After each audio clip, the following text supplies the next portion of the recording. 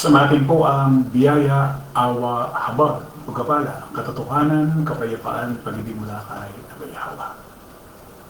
Sa magandang umaga, tanghali, hapon, gabi, sa lahat po ng inaabot ng pangaral ng munting channel na ito sa iba't ibang panig ng buong mundo. Maging dito sa atin sa buong Pilipinas. Muli nating pasalamatan si Abayhawa sa buhay na ipinagkaloob niya sa bawat kapatid sa kapulungan, maging sa lahat po ng ating mga mahal sa buhay. Maraming salamat, Abayhawa.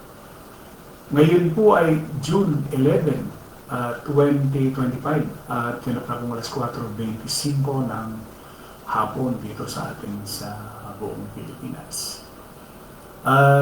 Muli isang magandang hapon po sa bawat isa at loobin po ni Abayhawa na patuloy siyang magbukas ng pangunawa sa lahat po ng abuti ng pangaral ng munting channel na ito sa iba't ibang panig ng buong mundo.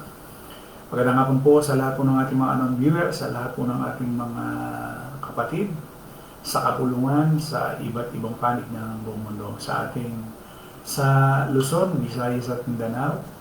Magandang hapon po sa lahat po ng mga nagbukas na kanilang mga cellphones, kanilang mga tahanan.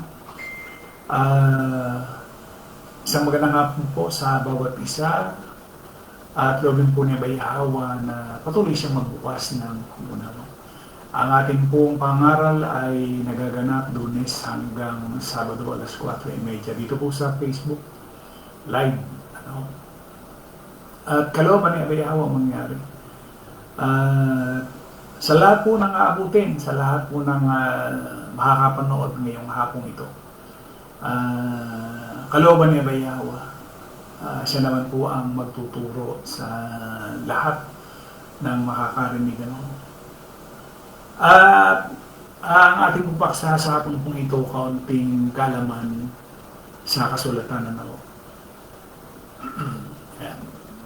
tayo po ay nasa ikatlong bahagi na ng ating ginagawang pag-aaral. Yung pong ating paksa ay yung nakalagay sa Gawa 26:18. Kasi ang nakalagay ho dyan, sabi niya, sinusugo kita upang idilat mo ang kanilang mga mata nang sa gayon sila ay bumalik sa ilaw mula sa kadiliman at sila ay bumalik sa Diyos mula sa kapamahalan ni Satanas. Sinusugo kita upang sila ay tumanggap ng kapatawaran ng mga kasalanan at ng mana kasama ng mga pinapaging banal sa pamagitan ng pananampalataya sa akin. So, may pagdidiin ako doon sa sila, kung sino, mahalaga ho yan. Dahil merong pinag-uukulan, katulad din po nung ating naging pangaral, 2 araw na, ito yung ikatlo, na maging kay Noe sa panahon ni Jonas, sa panahon ni Isaias, ni Jeremias, ni Ezekiel. Ayan. Sino ba yung mga isinugo? Kanino isinugo? Para lang po tayong yung bang laying the predicate o yung sinasabi na ito ay termino na nangangulugan ng isang bagay tulad ng pagbibigay ng pundasyon para sa isang talakayan o pagtatatag ng dahilan para sa isang bagay. Yung laying predicate, yun bang maglalakad ka noong pundasyon na noon. So mahalaga yun kasi sa reliyon kasi hindi mahalaga yun na yung pundasyon na tinutukoy base doon sa banal na kasultan, hindi yung pundasyon na ginawa ng tao. Ang reliyon kasi, lahat po ng nakonberte ng reliyon, lahat. Kay Muslim ka, kay born again ka, kay Baptist ka, kay Protestant ka, Trinitarian, Oneness, Adventista ka man, saksi ka man ni Jehovah. Para ho doon sa kaalaman ng marami ay ang nakonberte ng reliyon, lahat nasa laman. Lahat walang nakonberte ang mga reliyon na mayroong banal na espiritu. Wala. So, ibig sabihin lamang, kung ang bilang niya ay bilyon, lahat yan, puro nasa laman.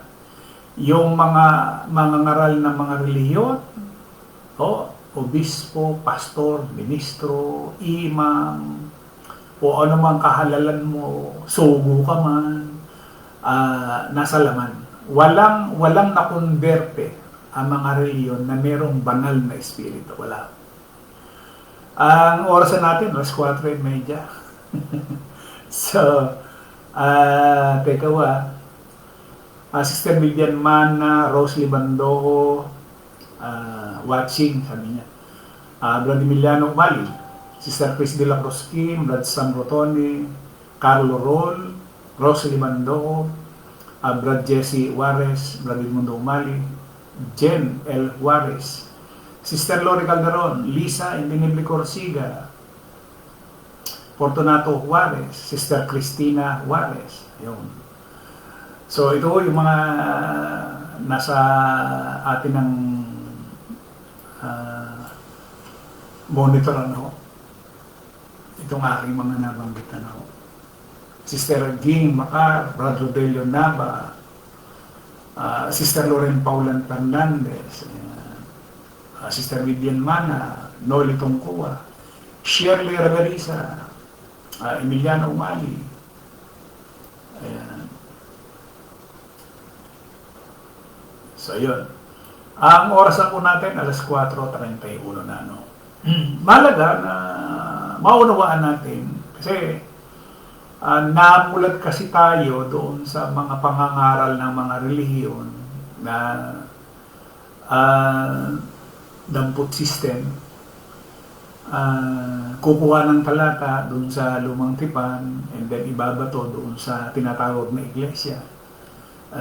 So, dapat na maintindihan ang bawat sa atin. Siyempre, marami nang naloko, marami nang pinaglululoko at hanggang sa ngayon, marami pa rin yung pinaglululoko ng mga tao. Nasasayang ang mga salapi, panahon, oras, doon sa ginagawa nila. So, tingnan natin yung halimbawa, katulad noong pagkakasugo kay Jeremias. Saan ba isinugo si Jeremias? Sabi niya doon sa Jeremias 4, sinabi ng Panginoon, O Israel, kung talagang gusto mong magbalik sa akin, bumalik ka na kung itatakwil mo ang kasuklang-suklang mong Diyos-Diyosan at hindi ka nahihiwalay sa akin, o kung susumpa ka sa pangalan ko lamang at namumuhay ng tapat, matuwid at tama, magiging pagpapala ka sa mga bansa at pararangalan ako. Jeremias 4:3. Sinabi ng Panginoon sa mga taga-Huda at Jerusalem, baguhin ninyo ang inyong mga sarili na para bang nagbubungkal kayo ng inyong lupa na hindi pa nabubungkal. At huwag niyong ihasik ang mabuti ninyong bini sa mga damong matinik. Linisin ninyo ang inyong mga puso sa presensya ng Panginoon kayong mga taga-Huda at taga-Jerusalem. Dahil kung hindi mararanasan ninyo ang galit kong parang apoy na hindi namamatay dahil sa ginawa ninyong kasamaan. 5. Sabihin mo sa Huda at Jerusalem na patunugin nila ang trumpeta sa buong lupain, isigaw ng malinaw at malakas na tumakas sila at magtago sa mga napapadalang lungsod. Balaan mo ang mga taga-Jerusalem na tumakas agad sila dahil sa magpapadala ako ng kapahamakan mula sa ilan. So magigiba. At si Jeremias ang nautusang propeta. At ito ay isinulat nung pagitan ng 630 hanggang 58 bago ang Kristo. So ang layunin ng sulat na ito ay binalaan ang mga Huda sa pagkawasak ng bansa kung hindi sila magsisisi.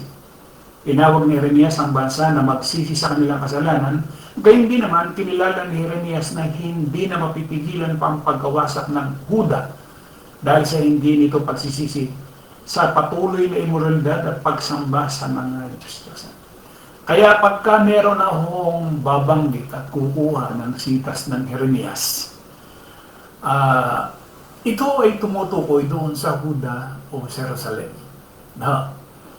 Sabi nga, bakit natin binibigyan niya ng diin para mas magkaroon pa tayo ng mas malalim na kaalaman, karunungan. No? Kasi marami ho dyan, dumadampot dyan sa aklat ni Jeremias at pagkatapos ibabato doon sa kanilang iglesia, doon sa kanilang simbahan na hindi naman pala para sa kanila. Yun na yung layunin ng ating ginawang pangangaral. Mayroong ano dito, Philbert Nabua, alun-alun, parang kilala ko ito. Sister Elizabeth Den, Sister Crisola, Troy Corsiga, Leonardo Corsiga, and Crisola is watching. So yun.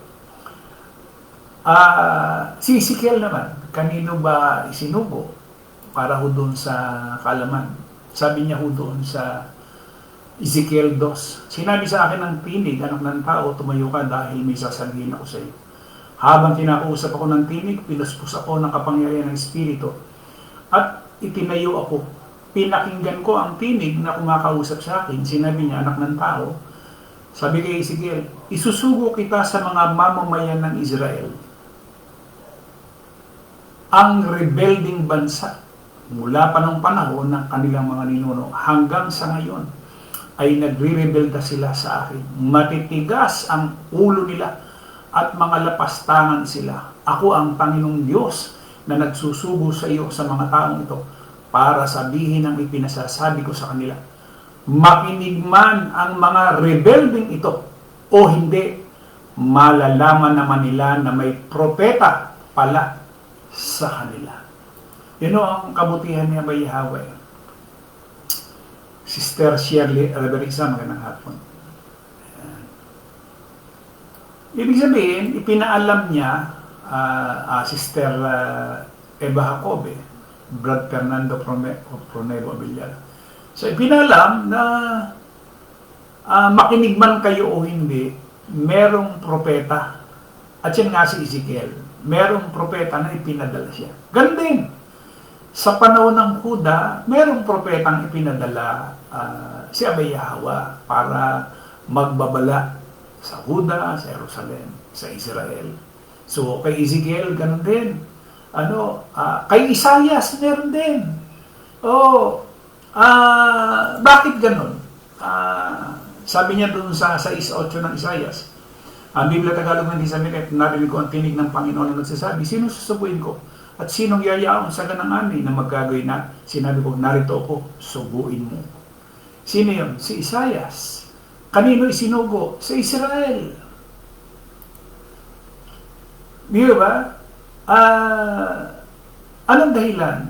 Yung katigasan ng ulo ng mga Israelita.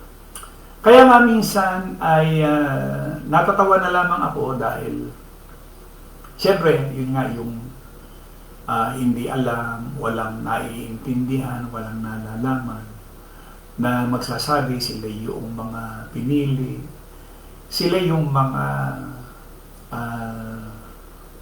Israelita, sila yung mga Hudyo. Para bang sa pagsasabi nila na sila Israelita, sila yung mga Hudyo, parang ang pakiramdam nila ay pero mo, pinili ka nga naman ng Diyos. Kaya lang, hindi nila alam kung anong nangyari sa panahon bago ang Kristo, sa panahon nila Isaias, sa panahon nila Jeremias, sa panahon ng propetang si Isaias.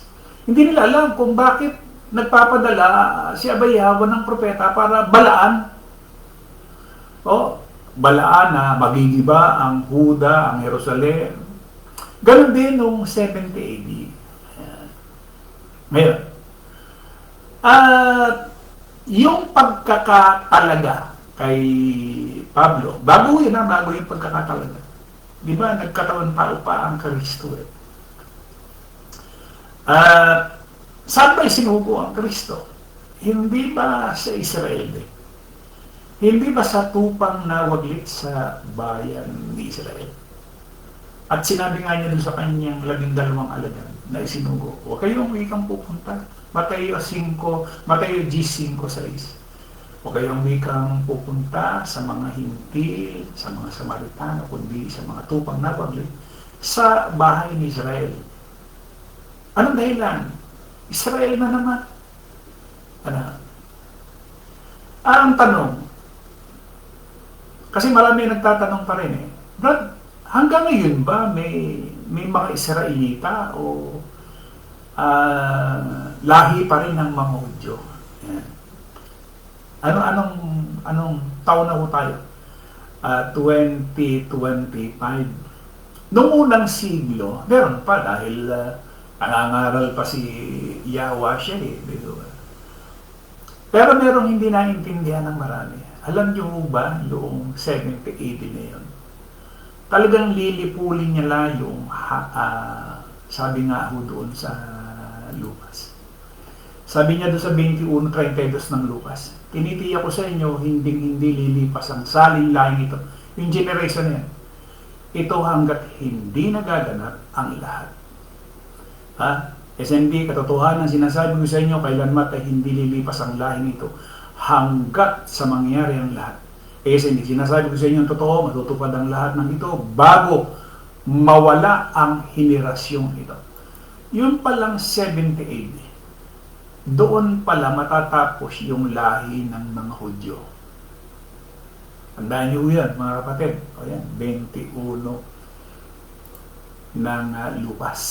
21:32. Ulitin ko, sinasabi ko sa inyo ang totoo, matutupad ang lahat ng ito bago mawala ang henerasyon ito. 70 AD. Kontra natin sa panahon natin yan. Paano, Brad, yung nangyari sa panahon ni Hitler? Yun ba masasabi natin sila yung mga Hudyo o inapo ni Jacob o tinatawag ni Israel? Hindi po Kasi marami ho nagpapatunay, nababasahin na. At sang araw ay babasahin natin yon. Mababasa naman yun. At talagang wala na yung lahi na yung henerasyon na yun, wala na talaga. So, ibig sabihin, yung mga lahi na ito na nakikita natin, ito'y parang pawang mga hintil na. Pawang mga hintil na. So, ibig sabihin, pagkatapos ng 70 AD, yung mga henerasyon na yun, mga hintil na. Kasi nawala na yung mga Hudyo. Natapos na.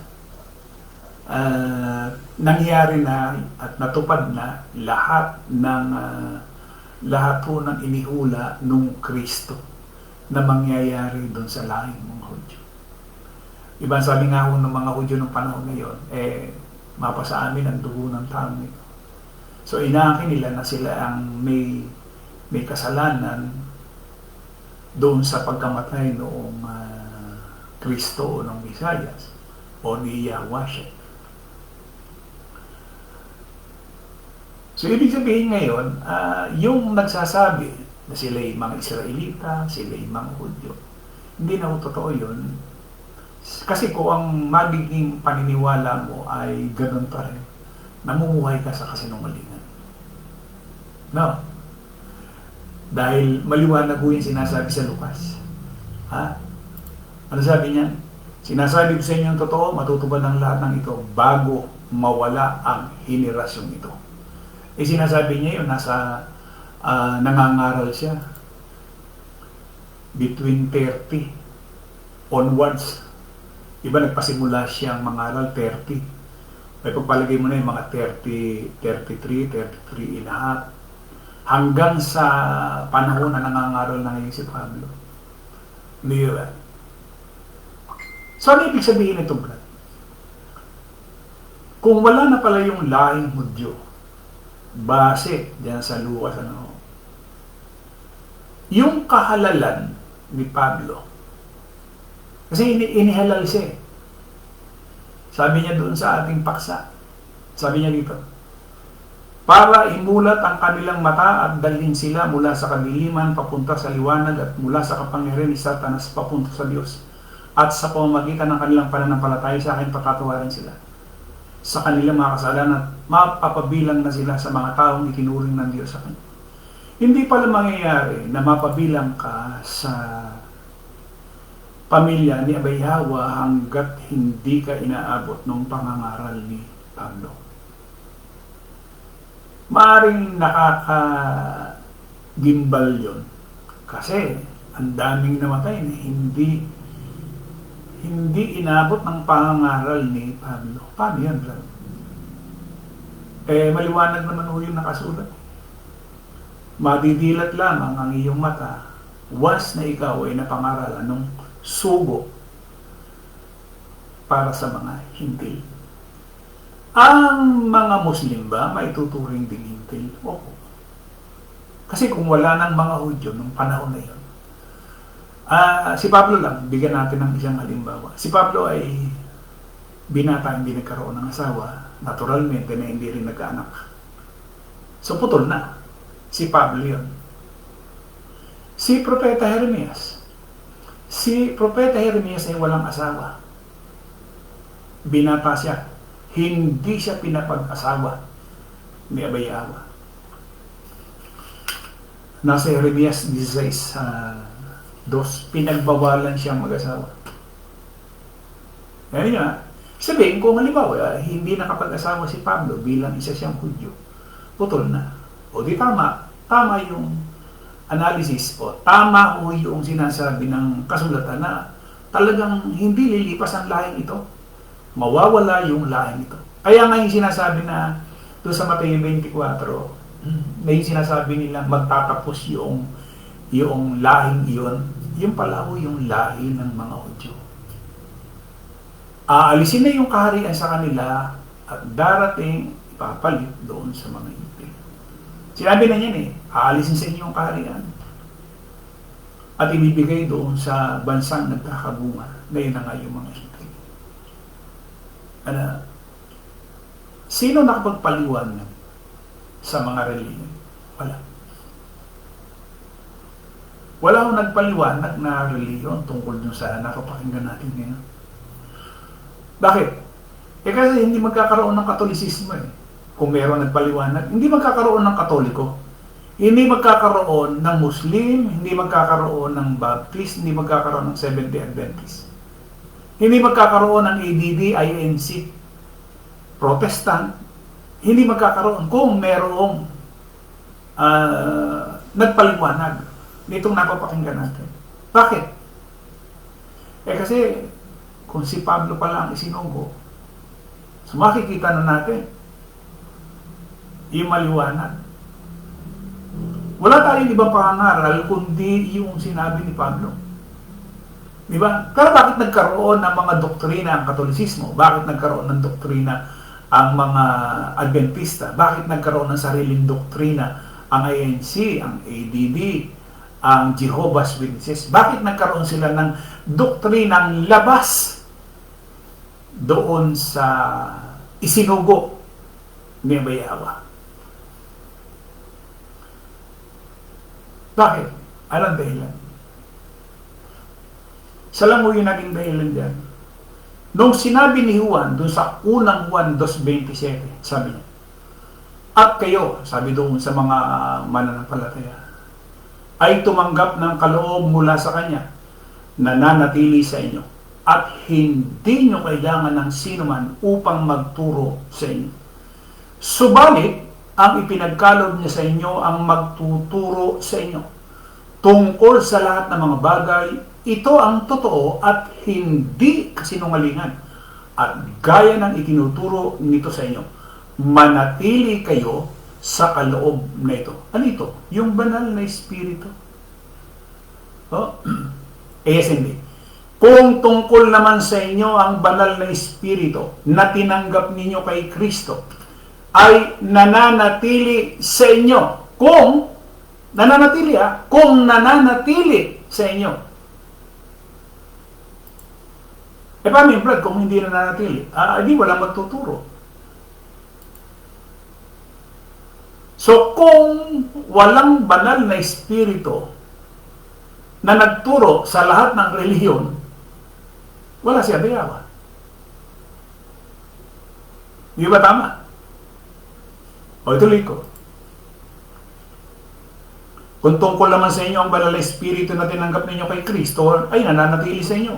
Kaya hindi na kailangan turuan pa kayo ng iba, sapagkat ang banal na espiritu ang magtuturo sa inyo sa lahat ng bagay, at ang mga itinuturo niya ay katotohanan at hindi kasinungalingan, at gaya ng itinuro niya sa inyo, manatili kayo kay Kristo. Maraming tao hindi naman nanatili kay Kristo. Kanino nanatili? Doon sa kanilang founder. Katulad ng Iglesia ni Cristo. Ang itinuro ng founder nila, si Kristo tao. Si Felix Manalo, anghel. Ano niya, si Pablo ba may itinuro na yung Kristo tao? Ang itinuro ni Pablo, siya yung Diyos na maluwalhati. 9:5 ng Roma. Walang pagtuturo si Pablo na ang Kristo katulad ng pagtuturo ng Iglesia ni Cristo. Ganon din ang ATT, ganon din ang lahat ng reliyon. Walang pagtuturo si Pablo na gaya ng itinuturo ng bawat reliyon. Wala.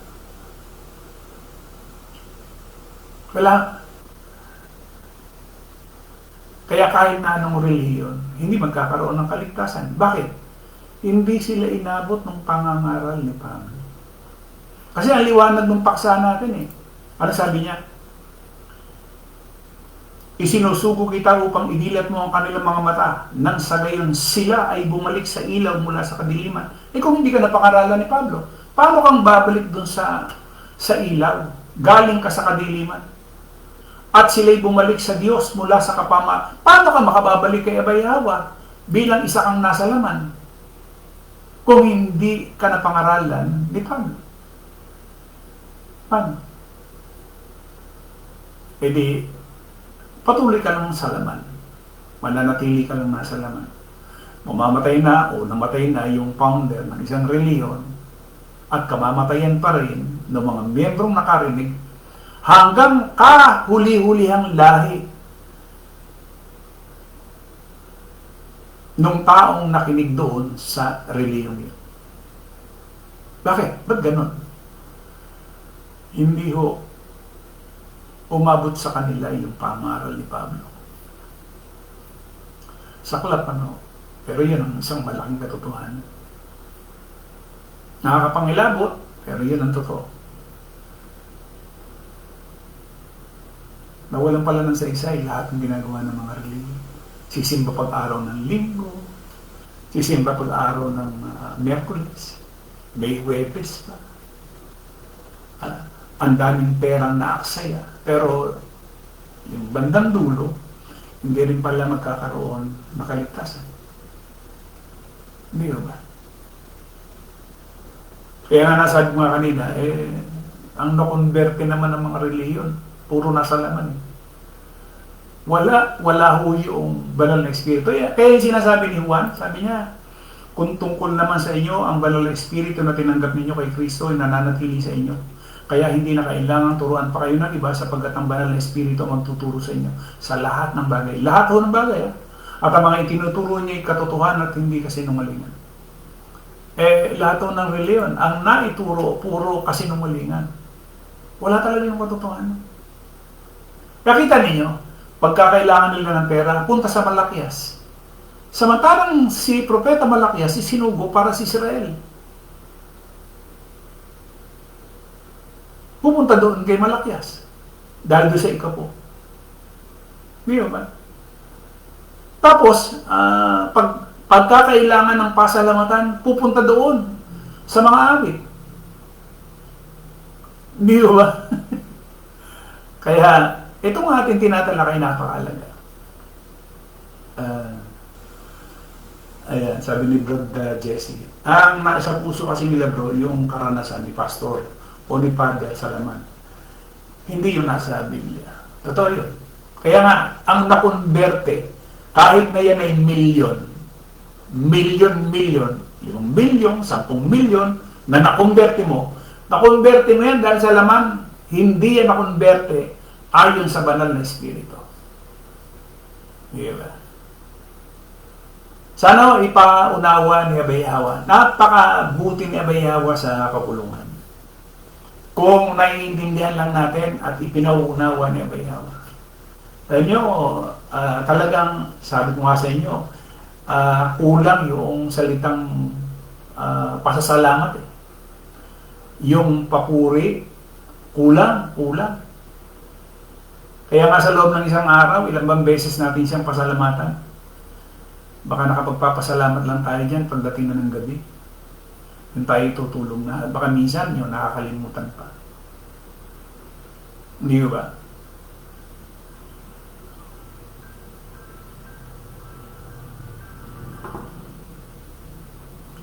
So yun, mga kapatid. Yan, time check na ako. Sana makita natin. Si Ezekiel, kaya yung ginagamit nilang Ezekiel 37, yung mga buto, Israelita ho yun. Hindi ho yung mga hindi. At yun, spiritual.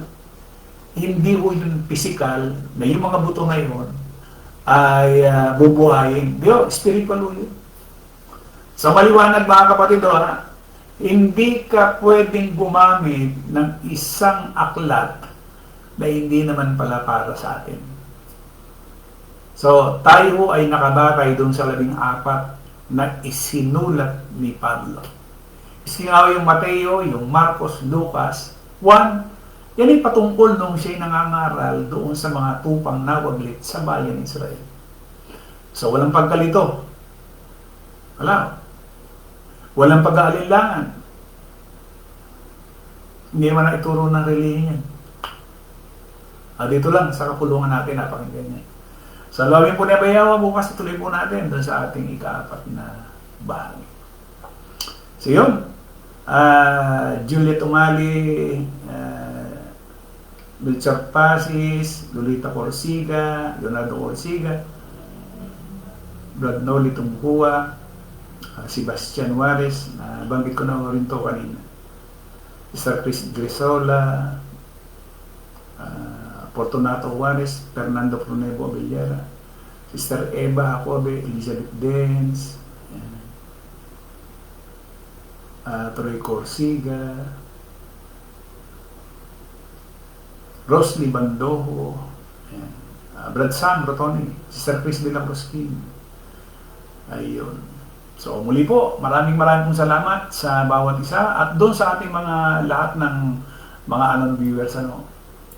Maraming salamat at loobin po ni Abay Hawa na magbukas siya ng pangunawa. Sister Shirley Reverisa. Malaking bagay ho kasi pagka magbubukas siya ng pangunawa, nakatulad nitong ating tinalakay ngayong hapong ito. Maaaring sasabihin natin, ngayon ko lang nalaman yan. Ngayon ko lang naintindihan. So, ibig sabihin, hindi lahat ng aklat para sa atin. Meron niyang pinaglagyan o pinaglagyan, pinagkukulan. Diba? Meron. Hindi pwedeng basta na lamang. Kaya organisado. Naka-organize lahat. Hindi magulo yung ating naging pagtalakay, pangangaral. Diba? So yun po. Meron pa yata akong Janmer Corsiga. So, Brad Melchor Pasis. Sa isang Diyos na ating tagapagligtas sa pangalan ni Abay Hawa, sumakanya nawa ang kalwalatian, ang karangalan, ang paghahari. At ang kapangyarihan sa kauna ng panahon at ngayon magpakailanman siya nawa. Patuloy po tayong ingatan, gabayan, pagpalain, higit sa lahat sa bagay na pang-spiritual.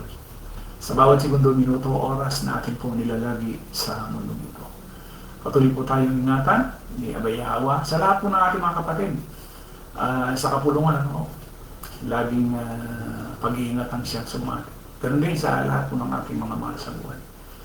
Mahal sa buhay, naging instrumento ang bawat sa atin, sa ating mga magulang, asawa, anak, apo, yung ating buhay. At loobin po ni Bayaba na makasama natin. Oh. Lenny Mabuti, magandang hapon. Ito'y aking pinsan. Shirley Bando Abrera, si Chuboyen Umali, bilang mali, bro, nung sinugo na ni Kristo si Pablo, dapat lahat na ng tao sa panahon na yon hanggang sa panahon natin kay Pablo na ang ating pakikinig sa 14 na aklat niya. Yun ang dapat mangyari. Kasi siya yung sinugo para sa atin eh. Hindi si Kristo, hindi yung pangaral ni Kristo, dahil yung pangaral ni Kristo para yan sa tupang nawaglit. Kaya nga wala ho tayong bautismo. Yung bautismo ay para sa mga Hudyo. Ang ginawa ng Katoliko, bininyagan ng bata. Ang ginawa ng Iglesia ni Kristo, inihandog ang bata. Na wala ka namang mabasa doon sa sinulat ni Pablo. So lahat mali. Lahat lumalakad sa kasinungalingan. Sa tingin ng tao, banal, sa tingin ng tao, mabuti, pero sa paningin ng Abay Yahweh, walang saysay, walang kabuluhan. Oh, yun. Sister Lori Calderon, ayan. So, doon tayo, nakabatay sa mga sulat ni Pablo. Ayan, hindi pa yan ha, meron pa tayong mababanggit bukas pag alulobin ni Abay Yahweh. Tuloy-tuloy na tayong pinagbubuksan ni Abay Yahweh ng pangunawa at kaalaman, karunungan. Oh. Salamat sa lahat po ng aabutin ng pangangaral ito. Muli, isang magandang hapon po sa ating lahat. Paggabay ni Abay Yahweh ang siyang at sumatin sa lahat ng kapatid natin sa kapunuan.